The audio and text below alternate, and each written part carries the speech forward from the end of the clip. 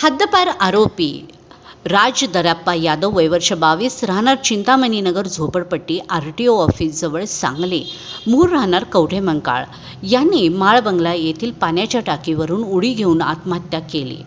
त्याने दारूच्या नशेत हे कृत्य केले असावे असा प्राथमिक अंदाज संजयनगर पोलिसांनी वर्तवलेला आहे। याबाबतची अधिक माहिती अशी की माळ बंगल्यावरील पाण्याच्या टाकीवरून एका व्यक्तीने उडी घेऊन आत्महत्या केली अशी माहिती 20 जानेवारी रोजी सकाळी 9 वाजता संजयनगर पोलिसांना मिळाली। घटनास्थळी संजयनगर पोलीस ठाण्याचे पोलीस निरीक्षक ज्योतिबा भोसले आणि पोलीस स्टाफ दाखल झाले। घटनास्थळी बघ्यांनी एकच गर्दी केली होती। त्या गर्दीला हटवून मृतदेहाची शहानिशा केली असता ही व्यक्ती हद्दपार आरोपी राज यादव असल्याचे समजले।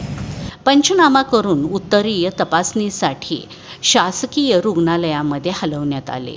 मयत व्यक्ती हा सागर लोखंडे ह्या टोळीचा सदस्य असून त्याच्या विरोधात गंभीर स्वरूपाचे गुन्हे दाखल आहेत, म्हणून पोलीस अधीक्षक यांनी पोलीस कायदा कलम 55 अन्वये सांगली आणि कोल्हापूर या 2 जिल्ह्यातून 2 वर्ष कालावधीकरता त्याला हद्दपार केले होते। तरीही हा आरोपी बेकायदेशीर सांगलीमध्ये आलेला होता। पाण्याच्या टाकीवरती ही व्यक्ती एकटीच गेली होती का त्याबरोबर आणखीन कोणी होते? वादाचे कारण काही होऊन राज यादव याला वरून कोणी ढकलले असे अनेक प्रश्नांची उत्तरे सध्या तरी गुलदस्त्यात आहेत।